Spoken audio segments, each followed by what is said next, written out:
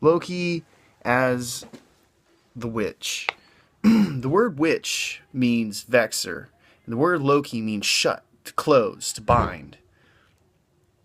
And he's also called lopt, which means air, and this feature in because there's expressions associated with Loki in Scandinavia even today.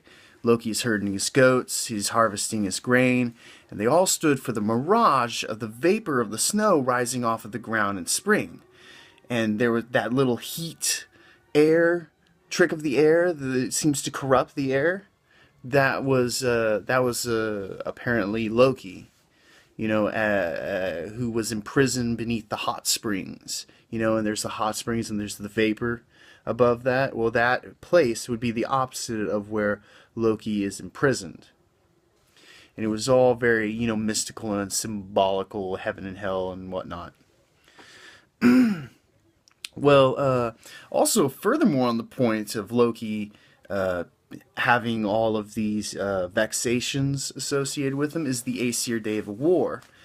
Loki was called the whitest of the white, and unless you know, I happen to be Cantonese, and a term for the Cantonese people is the white people. They call themselves the white people. And apparently, at the end of times, he allies himself with the fire giants, and the fire giants are apparently the black elves, because they're burned black by constantly residing in fire throughout their lives. And apparently he also shares heritage with these black giants, probably from him being a giant himself. And he only joins up after them because he gets kicked out of Valhalla, or he either gets kicked out of Valhalla and escapes in the form of a hawk to the land of the fire giants, or he gets imprisoned beneath this mountain and has poison dripped on him, and he's guarded by his sons and daughters and his wife and so forth, and he resides with the dragon Nidhogg, right, beneath the roots of Yggdrasil, Sleipnir.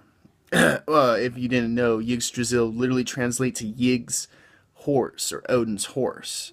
And that features right here, because he only does this, he only escapes after he's committed the 5 sins of a Taoist. A Taoist is not supposed to commit these 5 sins. They're called the Ongui, or the virtuous commandments, some such like that. The virtuous orders of your emotional makeup.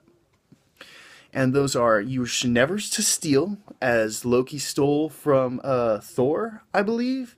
Or he distracted them to steal something from Thor, or his sister Freya stole some gold from them or something, some jewels or something. Loki definitely stole from, I don't know about that one. Maybe somebody can help me out in figuring that one out. But he did kill Baldur by poisoning him, and those are the next 2 sins that a Taoist should never do. You should never kill and should never poison.